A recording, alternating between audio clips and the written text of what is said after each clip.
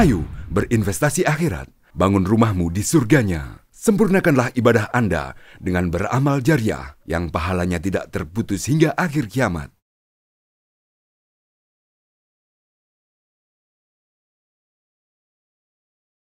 A'udzu billahi minasy syaithanir rajim.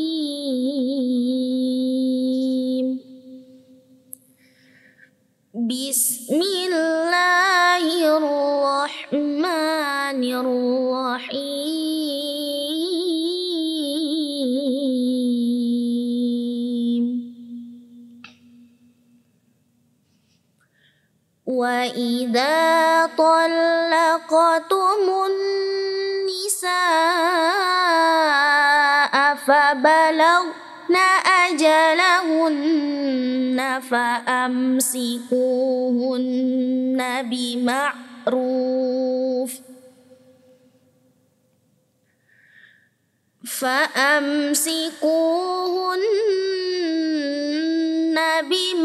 bima'rufin aw sarrihuhunna bima'ruf wala tumsikuhunna dhiraran lita'tadu wa man yaf'al dzalika faqad zalama nafsahu wa la tattakhidhu ayatillahi huzwan wadhkuru ni'matallahi 'alaikum واذكروا نعمة الله عليكم وما أنزل عليكم من الكتاب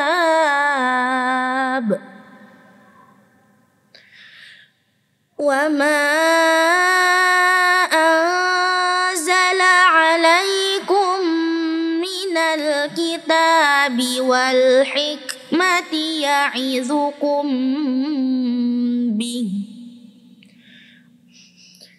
واتقوا الله واعلموا أن الله بكل شيء عليم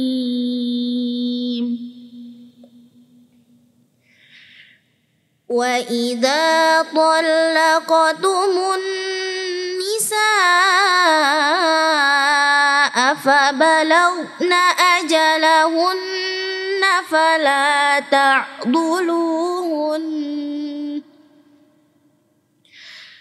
فلا تعضلوهن أن ينكحن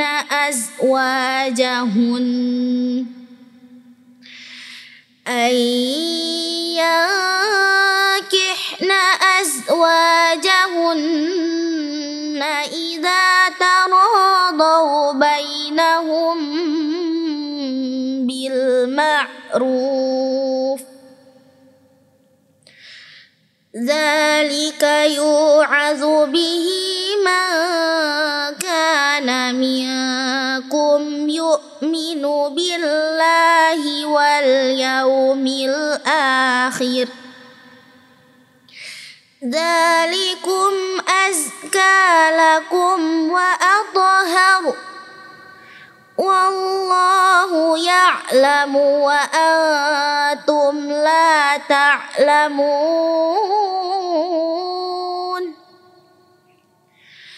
والوالدات يرضعن أولادهن حولين كاملين لمن أراد أن يتم الرضاعة وعلى المولود له رزقهن وكسوتهن بالمعروف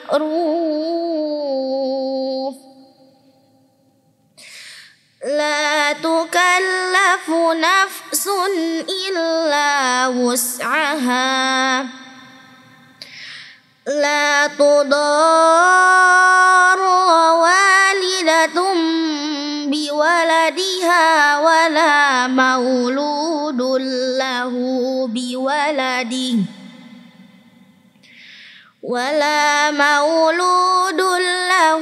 بولده وعلى الوارث مثل ذلك فإن أرادا فصالا عن تراض منهما وتشاور فلا جناح عليهما وإن أردتم أن تسترضعوا أولادكم فلا جناح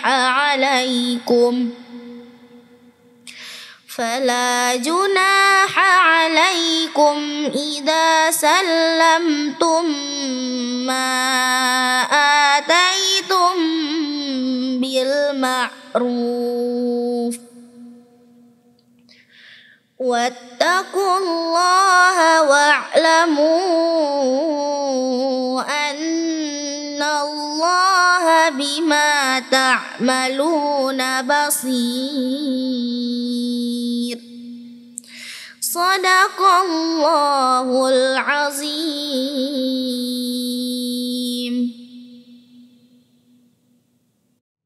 Bismillahirrahmanirrahim. Assalamualaikum warahmatullahi wabarakatuh. Alhamdulillahi wa kafa. Wassalatu wassalamu ala rasulihil mustafa wa ala alihi wa ashabihi ahlus sidqi wal wafa. Ashhadu an la ilaha illallah wahdahu la syarika lah. Wa ashhadu anna Muhammadan abduhu wa rasuluh. Kaum muslimin dan muslimat, para pemirsa yang dirahmati dan dimuliakan Allah Subhanahu wa taala. Baldatun thayyibatun dapat diartikan dengan negeri yang adil, makmur, sejahtera.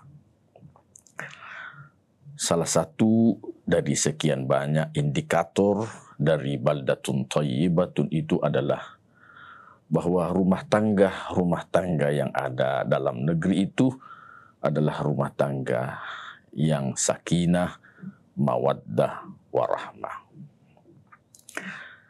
Tentu tak ada rumah tangga yang tidak punya problematika. Tetapi mereka yang senantiasa berusaha menjaga dan merawat rumah tangganya dengan baik, maka mereka tentu adalah orang-orang yang punya peranan dalam melahirkan kemaslahatan dalam kehidupan sosial, kehidupan bermasyarakat.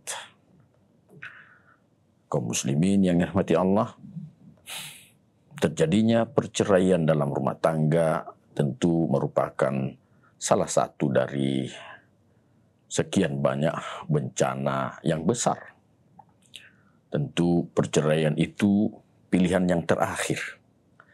Tak boleh dipermain-mainkan. Tak boleh diringan-ringankan. Ini yang kita sudah sampaikan pada pertemuan yang lalu, bahwa sekalipun bercerai itu halal, boleh, tetapi sesuatu yang dibenci oleh Allah Subhanahu wa taala. Rasulullah menyatakan, abghadul halal indallah at-talaq. Sesuatu yang halal yang paling dibenci oleh Allah adalah talak atau bercerai. Kaum muslimin, muslimat yang dirahmati Allah. melanjutkan pembahasan tentang cerai di surah Al-Baqarah ayat 231, Allah Subhanahu wa taala menyatakan, A'udzu billahi minasyaitonir rajim.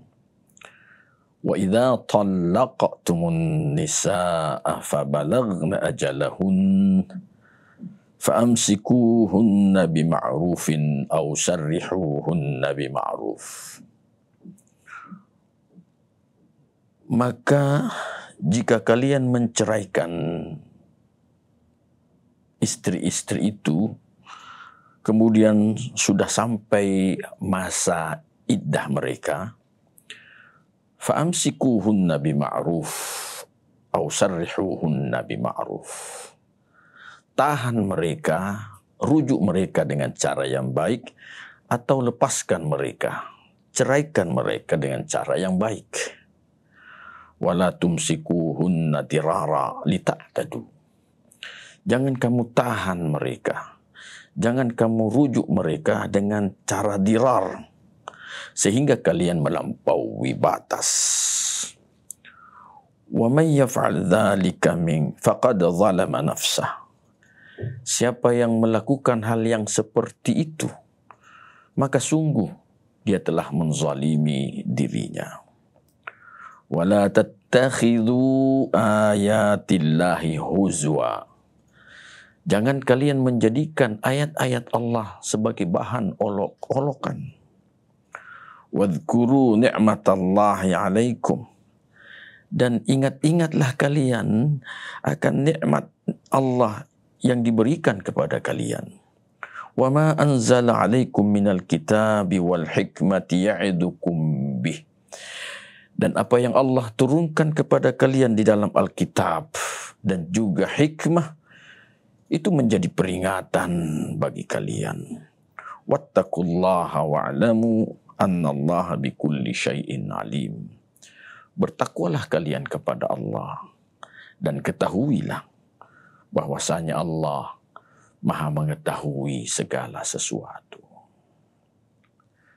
Kaum muslimin, muslimat yang dirahmati Allah, menceraikan istri 3 kali sudah selesai pembahasannya pada pertemuan kita yang lalu. Ayat 231 ini masih menjelaskan tentang perceraian yang terjadi, di mana ini cerai pertama, talak kedua. Di sini Allah nyatakan, wa idza talaqtumun nisaa fabalaghna ajalahun. Kalau kalian menceraikan perempuan, istri-istri, lantas sudah sampai masa iddah mereka, fa'amsikuhunna bima'ruf aw sarrihuhunna bima'ruf. Maka tahan mereka, rujuk mereka dengan cara yang baik, atau lepaskan mereka, ceraikan mereka dengan cara yang baik pula. Jemaah sekalian, tentu kata fabalaghna ajalahun ini bisa diartikan bahwa ketika sudah mendekati masa iddahnya, bukan sudah sampai. Ketika mendekati masa iddahnya, sudah mau selesai masa iddahnya, maka sang suami hendaknya menetapkan pilihan. Dia mau rujuk kembali, atau kalau tidak, maka silahkan dia menceraikan istrinya. Tentu limit waktunya cukup bagi seorang suami, yaitu mendekati masa iddah sampai selesai masa iddahnya. Limit waktu cukup untuk dia memutuskan apakah dia ingin kembali rujuk atau benar-benar dia ingin melepaskan istrinya tadi. Kemudian Allah menekankan wala tumsikuhunna dirara lita'tadu. Jangan kalian tahan mereka dengan cara dirar. Kalian ingin merujuk mereka, tapi kalian melakukan dirar terhadap sang istri. Apa itu dirar? Hal-hal yang membahayakan dan memburukkan kondisi mereka. Mereka dibiarkan terkatung-katung. Tak ada kepastian dalam status mereka. Apakah mereka mau dirujuk kembali ataukah mereka mau dilepas? Tak ada kepastian. Yang kedua, dirar dalam artian mereka tidak diberi nafkah. Padahal tentu mantan suami tetap berkewajiban memberi nafkah kepada mantan istrinya sampai sang istri ini kembali mendapatkan suami yang baru. Suami yang baru, di mana suami yang baru ini nanti tentu berkewajiban memberi nafkah kepada istrinya. Jadi wala tumsikuhunna diraran lita'tadu. Jangan tahan mereka dengan cara yang dirar. Jangan membuat mereka, sang istri itu terkatung-katung, tak diberi nafkah. Lita'tadu. Perlakuan yang seperti itu tentu hal yang melampaui batas.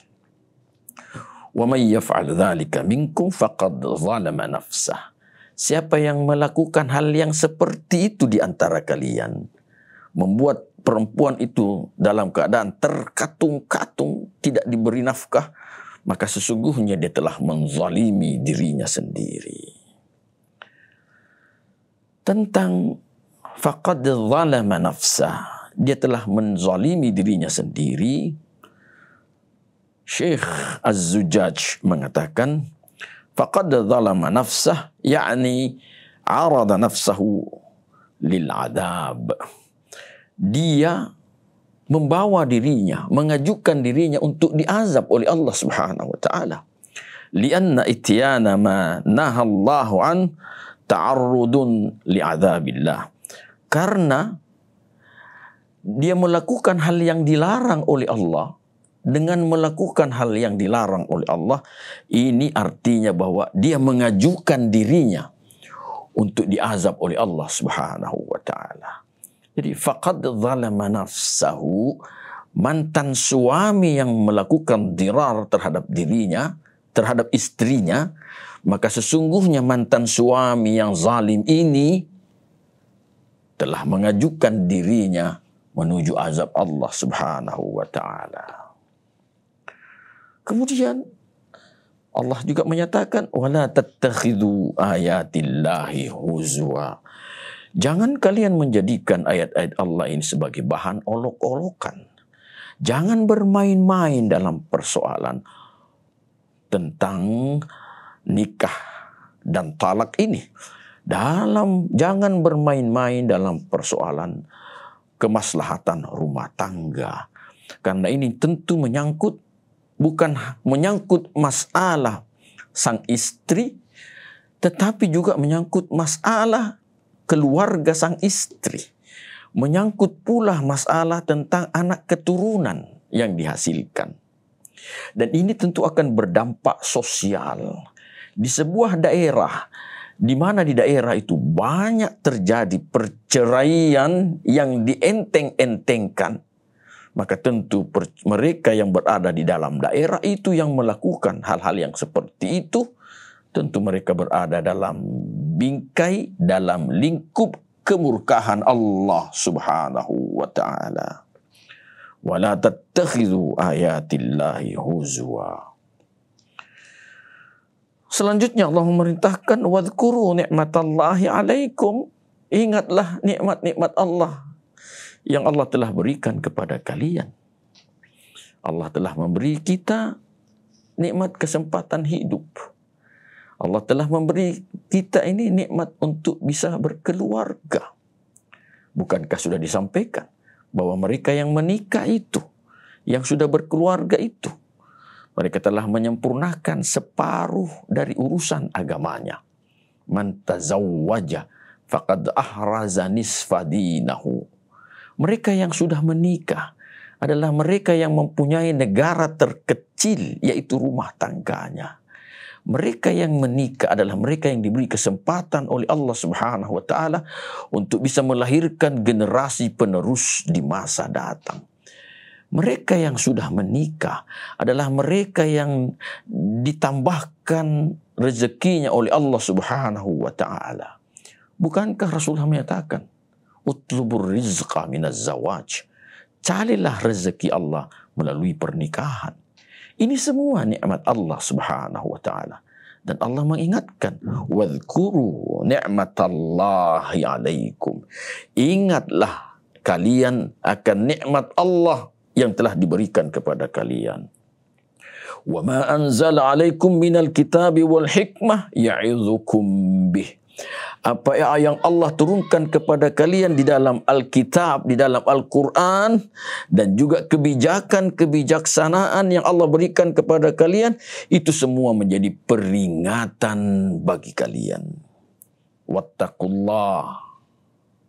Dengan amat sangat kasih sayang, Allah mengingatkan sambil ini merupakan tahdid, wattaqullah. Bertakwalah kalian kepada Allah. Wa'lamu annallaha bikulli syai'in alim. Ketahuilah, Allah Maha mengetahui segala sesuatu. Kaum muslimin, muslimat yang dirahmati Allah. Ada sebuah pernyataan yang disampaikan oleh beberapa sahabat. Di sini dinyatakan, waruya an Ali bin Abi Talib wa ibn Mas'ud wa Abi Darda kulluhum qalu. Diriwayatkan dari Ali bin Abi Talib dan juga Ibnu Mas'ud, Abu Darda, mereka semua berkata, salathun la la'ibun fihin. Ada 3 hal di mana tak boleh bermain-main pada ketiga hal itu. Walla'ibu fihinna jaddun. Dan bermain-main pada 3 hal ini dianggap adalah sebuah kesungguhan, hal yang serius. Yang pertama adalah nikah. Tak boleh bermain-main mengucapkan nikah. Karena bermain-main itu dihitung sebagai sungguhan. Yang kedua, at-talaq, menceraikan istri. Tak juga boleh bermain-main. Yang ketiga, wal-itaq, yaitu pembebasan budak. Ya, tidak boleh bermain-main. Ketiga hal ini, jemaah sekalian, ya, ini sesuatu yang perlu diperhatikan. Meskipun salah satu dari 3 hal itu tentu tidak ditemukan lagi sekarang ini, yaitu perbudakan. Tetapi kedua hal, nikah dan cerai, mudah realisasinya. Kaum muslimin yang dirahmati Allah. Pada ayat yang berikutnya, 232, Allah Subhanahu wa taala menyatakan, wa idza talaqtumun nisaa fabalaghna ajalahun fala ta'duluhun ay yankihna azwajahun idza taradaw bainahum bil ma'ruf. Dan apabila kalian menceraikan perempuan, istri, fabalaghna ajalahun, lantas sudah sampai masa iddahnya, fala ta'duluhunna ay yankihna azwajahun idza taradaw bainahum bil ma'ruf. Maka kalian, wahai para keluarga, wahai para wali, jangan kalian menghalangi mereka, istri-istri itu, untuk kembali dia menikahi suami-suami mereka jika mereka itu ingin rujuk kembali dengan cara yang baik. Dzalika yu'adzu bihi man kana minkum yu'minu billahi wal yawmil akhir. Itulah diingatkan kepada kalian bagi siapa yang beriman kepada Allah dan hari akhir. Dzalikum azka lakum wa athhar. Yang demikian itu lebih suci bagi kalian dan lebih bersih. Wallahu ya'lamu wa antum la ta'lamun. Allah Maha mengetahui sedangkan kalian tidak mengetahuinya. Jamaah kaum muslimin muslimat yang dirahmati Allah. Ada sebuah hadis yang menceritakan bahwasanya seorang sahabi yang bernama Ma'qil bin Yasar, kanat ukhtuhu tahta Abil Baddah. Saudara perempuannya itu dibawa kekuasaan dari Abil Baddah. Artinya saudara perempuannya ini menjadi istri dari Abil Baddah. Fatalaqaha wa tarakaha hatta qaddat iddataha. Maka Abul Baddah ini menceraikan istrinya dan dia meninggalkannya hatta qaddat iddataha, sampai selesai masa iddahnya. Summa nadim. Kemudian Abul Baddah ini menyesal atas perlakuannya. Fa khatabaha, kemudian kembali dia melamar mantan istrinya ini. Faradiyat, dan mantan istrinya ini ridho. Dia mau kembali untuk rujuk kepada suaminya. Wa aba akhuha, tetapi saudara laki-lakinya tak mau, yaitu Ma'qil bin Yasar. Dia tidak mau ayyuzawwijaha, tidak mau menikahkan saudara perempuannya ini kembali dengan Abul Baddah. Wa qala, sambil dia berkata, wajhi min wajhika, wajahku ini juga termasuk wajahmu. Dia berkata kepada adiknya, wajahku ini termasuk juga wajahmu. Haramun antazawwajtih, haram bagimu kamu kembali menikahi mantan suamimu Abul Baddah itu. Fanazalatil ayah, maka ayat ini turun. Wa idza talaqtumun nisaa fabalagna ajalahun fala ta'duluhunna ayyankihna azwajahun. Jangan kamu menghalangi para mantan istri itu, ya, untuk mereka mau menikahi kembali mantan suaminya. Idza taradu bainahum, jika mereka saling suka, saling meridai di antara mereka. Qala Muqatil menjelaskan, fada'a Rasulullah SAW Ma'qilan, maka Rasulullah memanggil Ma'qil, kakak dari adiknya yang notabene, adik perempuannya yang notabene sudah diceraikan oleh Abul Baddah. Rasulullah memanggil Ma'qil yang menghalangi adiknya untuk menikah kembali. Faqala, lantas Rasulullah SAW bersabda kepada Ma'qil, in kunta mu'minan, jika kamu ini orang yang beriman, fala tamna' ukhtaka an Abil Baddah, jangan sekali-kali kamu melarang adik perempuanmu untuk dinikahi oleh Abil Baddah. Faqala, kemudian Ma'qil berkata, amantu billah, saya beriman kepada Allah Subhanahu wa taala, wa zawwajaha minhu.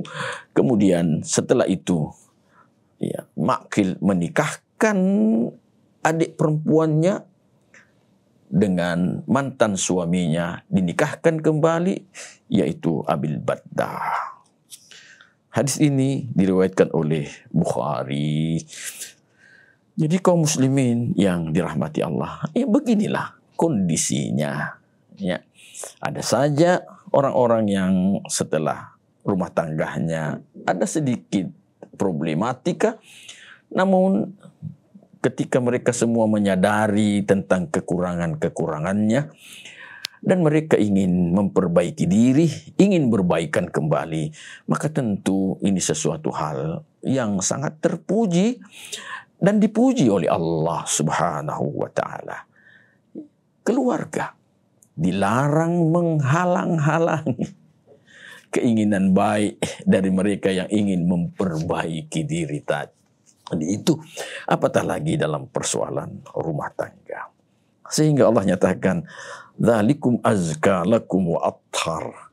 Yang demikian itu menikahkan kembali mereka yang sudah bercerai ini, dinikahkan kembali, itu lebih suci dan lebih bersih. Wallahu ya'lamu wa antum la ta'lamun. Allah Maha mengetahui sedangkan kalian tidak tahu. Kaum muslimin yang dirahmati Allah, pada ayat yang ke-233 Allah melanjutkan tentang keharmonisan rumah tangga. Allah nyatakan, wal walidatu yurdi'na auladahunna haulaini kamilain. Dan ibu-ibu yang menyusukan anaknya, yang menyapih anaknya, hendaknya mereka menyapihnya selama 2 tahun yang sempurna. Liman arada ayyutimmar rada'ah. Bagi siapa yang ingin menyempurnakan penyusuan itu. Wa 'alal mauludi lahu rizquhunna wa kiswatuhunna bil ma'ruf. Dan bagi sang ayah, sang suami, hendaknya mereka memberi rezeki ibu istrinya yang lagi menyusui itu, memberi rezeki, memberi pakaian mereka dengan cara yang ma'ruf. La tukallafu nafsun illa wus'aha. Tentu seseorang tidak dibebani kecuali sebatas kemampuannya. La tudarra walidatum biwaladiha. Janganlah seorang ibu membahayakan anaknya. Wala mauludun biwaladi wala mauludun lahu biwaladih. Dan jangan pula sang ayah membahayakan anaknya. Wa 'alal warithi mithlu dzalik. Dan bagi ahli waris juga punya kewajiban seperti itu. Fa in arada fisalan antaradim minhuma wa tashawurin, jika mereka berdua, suami istri, ayah dan ibu, berkeinginan untuk melepaskan penyusuan itu, dan mereka berdua telah bermusyawarah dan saling meridai, fala junaha alaihima, maka tak ada dosa bagi mereka berdua. Wa in aradtum an tastardi'u auladakum fala junaha alaikum idza sallamtum ma ataitum bil ma'ruf. Dan jika kalian ingin mempersusukan bayi itu kepada orang lain, maka tak ada dosa bagi kalian sekiranya kalian memberikan sesuatu yang baik kepada perempuan yang menyusukan anak kalian. Wattaqullah, bertakwalah kalian kepada Allah. Wa'alamu annallaha bima ta'maluna basir. Ketahuilah bahwasanya Allah Maha melihat apa yang kalian lakukan. Kaum muslimin yang dirahmati Allah, inilah salah satu kemukjizatan Al-Quran yang di kemudian hari ditemukan bahwa dalam ASI tentu mengandung imun yang sangat hebat bagi sang bayi. Sehingga Allah Subhanahu wa taala menganjurkan bahwa wal walidatu yurdi'na auladahunna haulaini kamilain. Seorang ibu, para ibu itu hendaknya mereka menyapih, menyusukan anaknya selama 2 tahun yang sempurna. Ulama juga menyatakan di samping ASI itu mengandung imun yang terbaik bagi bayi, tetapi dengan menyusui anak selama 2 tahun, maka ini adalah metode mengatur jarak antara anak satu dengan anak berikutnya sesuai dengan petunjuk Allah Subhanahu wa ta'ala. Jamaah sekalian yang dirahmati Allah. Kalau seorang ibu menyusui anaknya selama 2 tahun, maka tentu pada tahun yang ketiga, jika sekiranya Allah menghendaki memberi rezeki, lahir generasi kedua. Jarak antara generasi pertama, anak pertama dengan anak kedua, itu jaraknya 3 tahun. Dan ini adalah jarak yang sangat ideal menurut Allah Subhanahu wa ta'ala.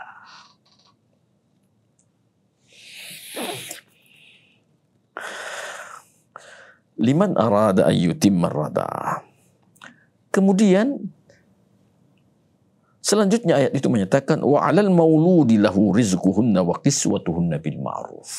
Seorang suami, ayah dari anak itu, mereka berkewajiban untuk memberi rezeki kepada sang ibu dari bayi ini. Mereka berkewajiban memberi pakaian kepada mereka dengan cara yang baik. Mengapa demikian? Karena ASI itu erat kaitannya dengan makanan. ASI erat kaitannya dengan makanan.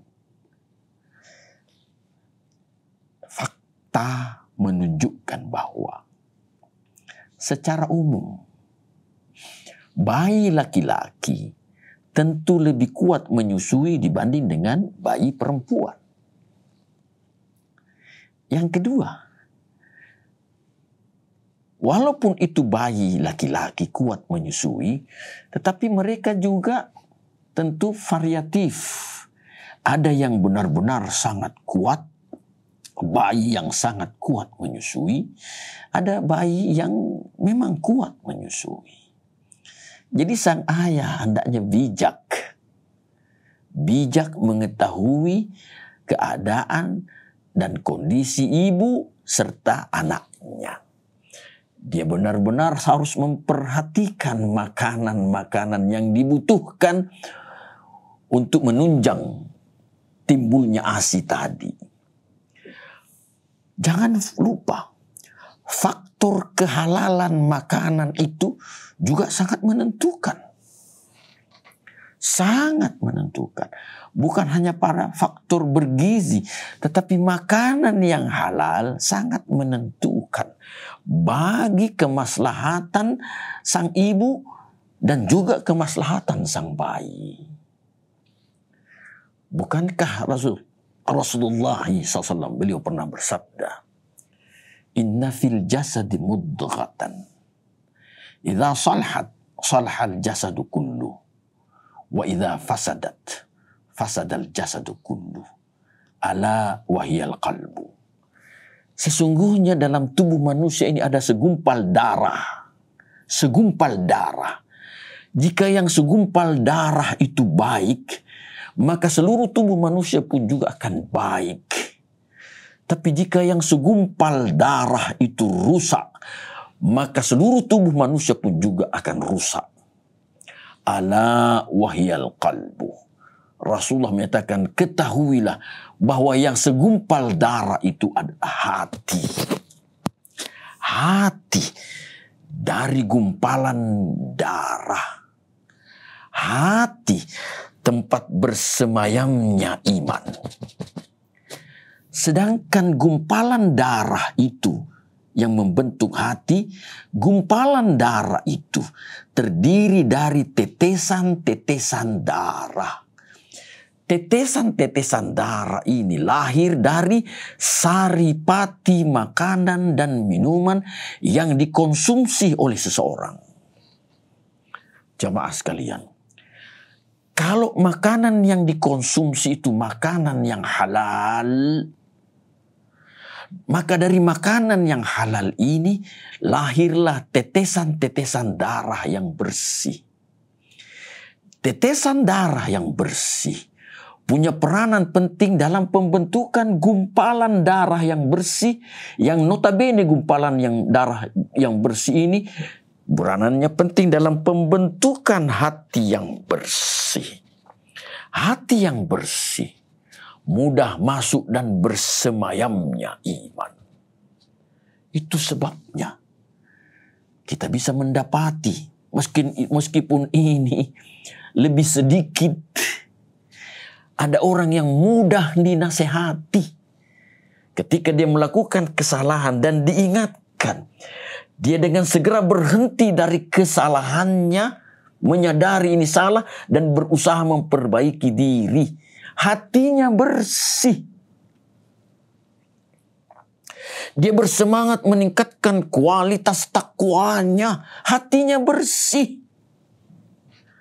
Sebaliknya, makanan yang haram juga punya peranan dalam pembentukan tetesan-tetesan darah yang kotor.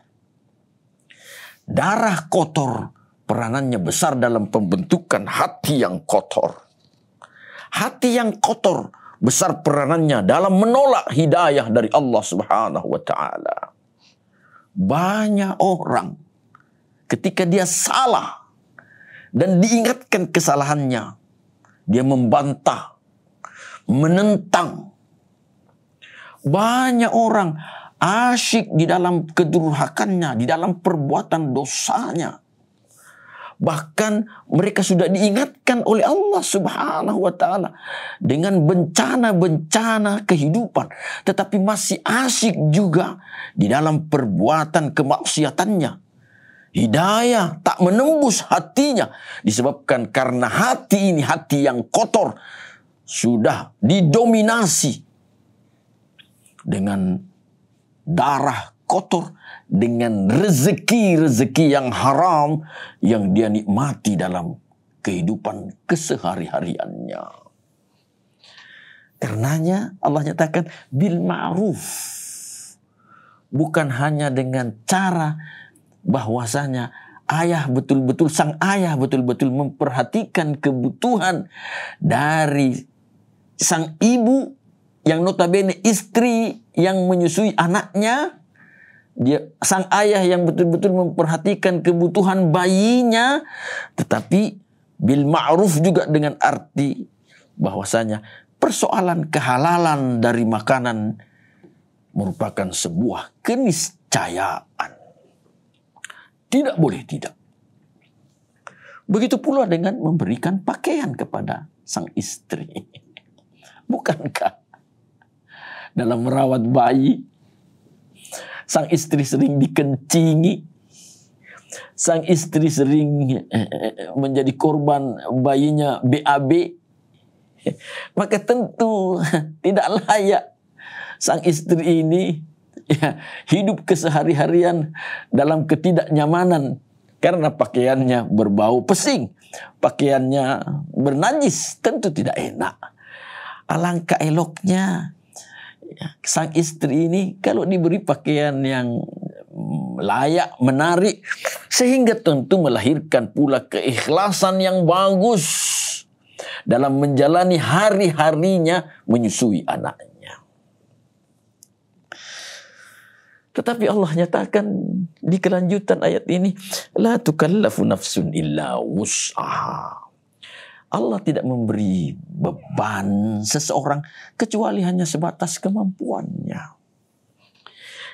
Kalau dia kurang-kurang mampu, maka tentu sebatas kemampuannya dia memperhatikan istri dan bayinya. Tetapi kalau dia mampu, dia berlebih. Jangan dia pelit dalam memaslahatkan istri dan anaknya yang lagi disusui tadi. Jangan karena ingin mengumbar nafsu dan kebutuhan pribadinya dia sebagai seorang laki-laki, sehingga dia mengabaikan, kurang perhatikan kepada istrinya dan anaknya yang lagi disusui. Makanya Allah melanjutkan, la tudara walidatum biwaladiha wala mauludun lahu biwaladih. Jangan sekali-kali seorang ibu membahayakan anaknya, dan jangan pula seorang suami membahayakan anaknya. Sang ibu enggan menyusukan anaknya disebabkan karena ingin memelihara kemolekan dirinya. Anaknya diterlantarkan. Anaknya sampai kurang bergizi. Kurang bergizi. Yang kedua, jangan sampai anak ini menderita kekurangan gizi karena kurang pedulian sang ibu dalam memberikan nutrisi kepada sang bayi. Jamaah sekalian yang dirahmati Allah.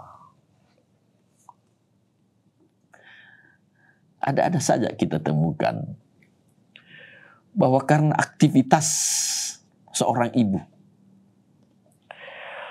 dia juga pencari nafkah yang luar biasa semangat dan gesitnya mengejar dunia. Sehingga bayi yang menjadi kewajibannya tidak dipedulikan. Dia asik menata penampilan dirinya. Kemudian dia hanya memberikan kepada bayinya itu asupan-asupan yang tidak bergizi bagi sang bayi. Ini yang dimaksudkan. La tudarra walidatum biwaladiha. Jangan dibiarkan generasi keturunan itu menjadi generasi yang memprihatinkan.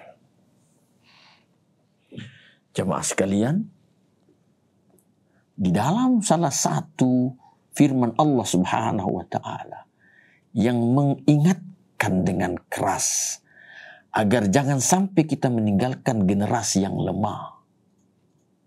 Allah nyatakan, wal yakhshal ladzina law taraku min khalfihim dzurriyyatan dhi'afa. Hendaklah takut orang-orang yang jika sekiranya di kemudian hari nanti dia meninggalkan generasi yang memiliki banyak kelemahan. Dhi'af jamak dari dhaif. Dan di antara kelemahan-kelemahan itu yang Allah ingatkan adalah lemah fisik. Lemah fisik. Lemah fisik ini banyak penyebabnya. Bisa saja dari nutrisi yang tidak bergizi atau kurang bergizi.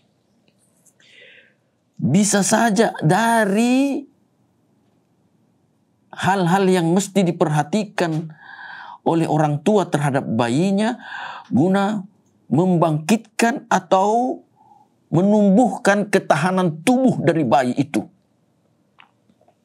Ketahanan tubuh dari bayi. Bukankah ada waktu-waktu tertentu bayi itu harus diberi imunisasi guna membangkitkan ketahanan tubuhnya? Jemaah sekalian yang di Allah, banyak penyakit-penyakit yang sekarang bermunculan yang erat kaitannya dengan persoalan pelemahan fisik generasi penerus. Dan kalau ada orang yang mempunyai generasi penerus lemah fisiknya, maka tentu itu bencana masa depan. Salah satu bencana masa depan yang berkaitan dengan persoalan generasi penerus. La tudarra walidatum biwaladiha. Jangan sekali-kali seorang ibu membahayakan anaknya. Bukankah ibu juga adalah guru yang terbaik bagi sang anak? Dan ayah pun juga termasuk pembina yang terbaik bagi sang ayah, bagi anak. Jangan membahayakan. Jamaah yang di Allah. Berkembang persoalan dalam persoalan yang berkaitan dengan persoalan kejiwaan, bahwasanya banyak ibu-ibu ketika menyusui anaknya, meskipun ASI-nya ASI yang bergizi, Tapi sang ibu ini sering memperdengarkan lagu-lagu yang tentunya tidak membangkitkan keimanan bagi anak. Anak terbiasa mendengar irama-irama syaitan.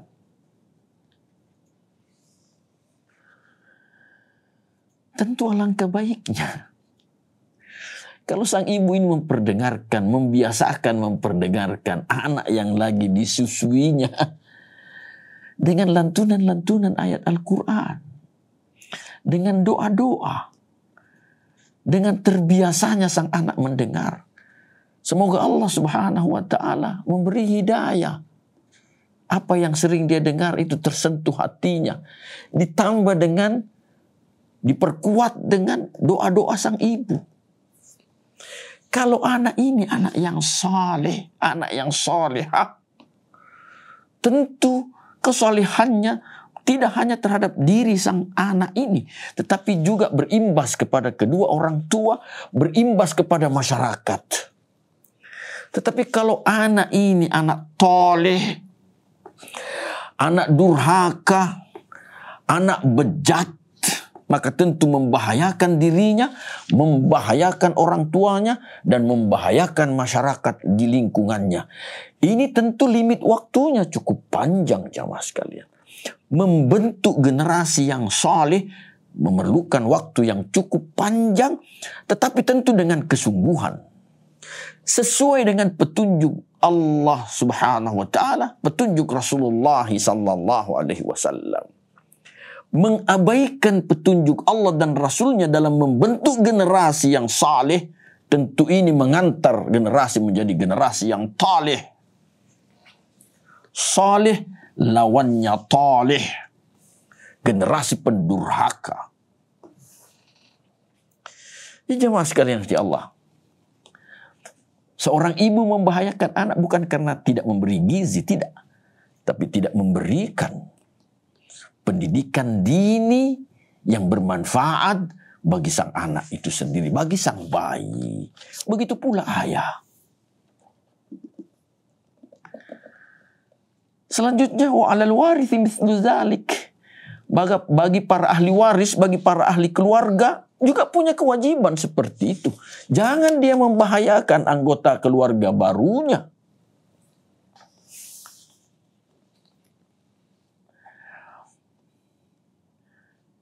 Allah kemudian melanjutkan, fa in arada fisalan antaradim minhuma wa tasyawurin fala junaha alaihima.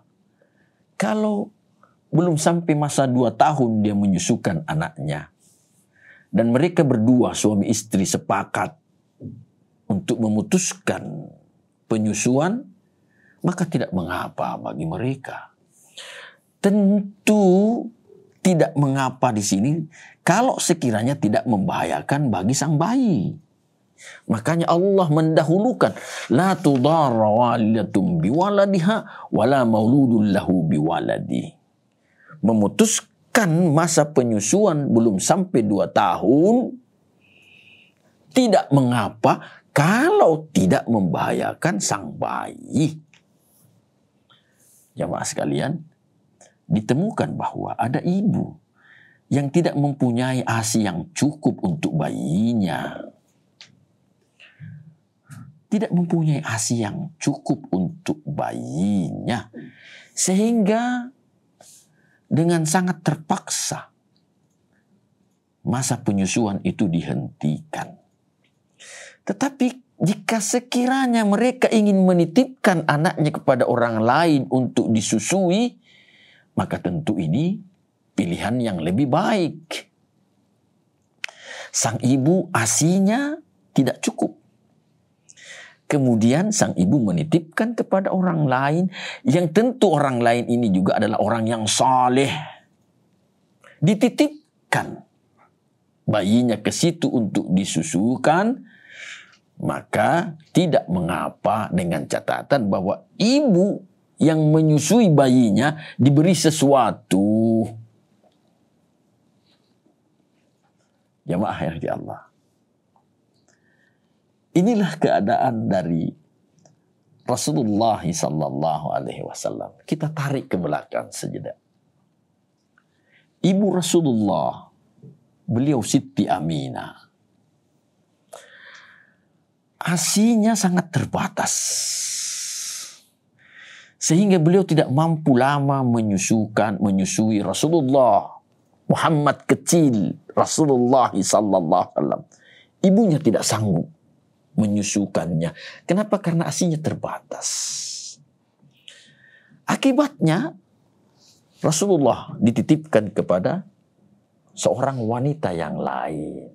Halimatus Sa'diyah. Seorang wanita yang solehah. Akhlaknya akhlak terpuji. Rasulullah dititipkan kepada Halimatus Sa'diyah untuk disusukan. Dan tentu diberi sesuatu kepada Halimatus Sa'diyah. Jamaah sekalian ya Allah.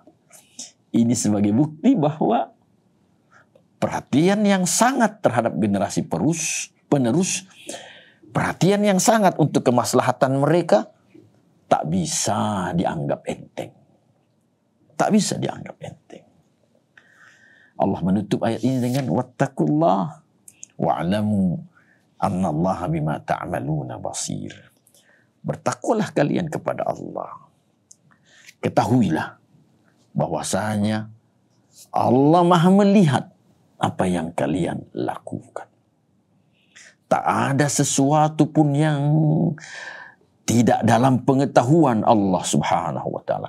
Tak ada sesuatu yang tersembunyi dari perlakuan kalian. Kalian berlaku baik sekecil apapun juga dalam pengetahuan dan penghisaban Allah. Kalian melakukan sesuatu yang buruk sekecil apapun juga. Kalian berusaha untuk menutupinya, merahasiakannya, ditutupi dengan serapat-rapatnya.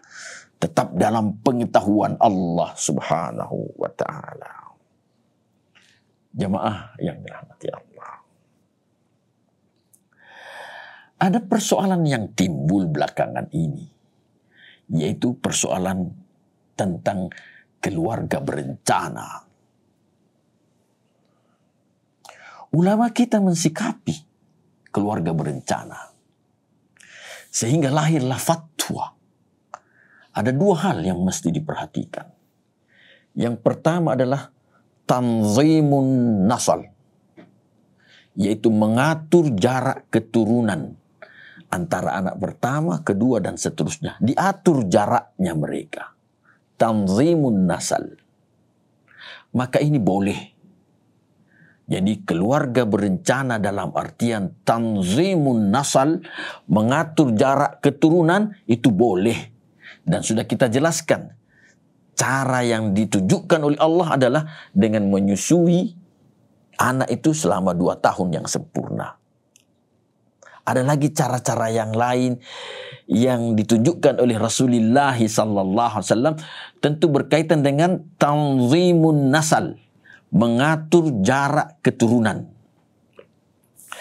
Yang kedua berkaitan dengan KB adalah tahdidun nasal, mencegah keturunan. Ini yang diharamkan dalam hukum Islam. Haram hukumnya tahdidun nasal, mencegah keturunan. Makanya ada beberapa praktek yang dinyatakan oleh majelis ulama ini tidak boleh. Ada praktek KB yang dinyatakan oleh ulama kita bahwa ini terlarang menurut syariat Islam. Dan itu mesti kita perhatikan jamaah sekalian. Para hadirin kaum muslimin dan muslimat yang dirahmati Allah. Tentu kita semua berharap mudah-mudahan rumah tangga kita, rumah tangga yang diberkahi oleh Allah Subhanahu wa taala. Rumah tangga kita menjadi rumah tangga yang punya peranan dalam pembentukan baldatun thayyibatun, negeri yang baik, adil, makmur, sejahtera dalam keridhaan Allah Subhanahu wa taala. Inilah tentu rumah tangga orang-orang yang bertakwa kepada Allah Subhanahu wa taala. Semoga Allah merahmati kita semua. Hadanallah wa iyyakum ajma'in. Assalamualaikum warahmatullahi wabarakatuh. Ayo dukung media dakwah Masjid Agung Al-Akbar dengan ikut berdonasi pengadaan alat multimedia dan operasional dakwah. Usia boleh terputus, pahala jariah mengalir terus.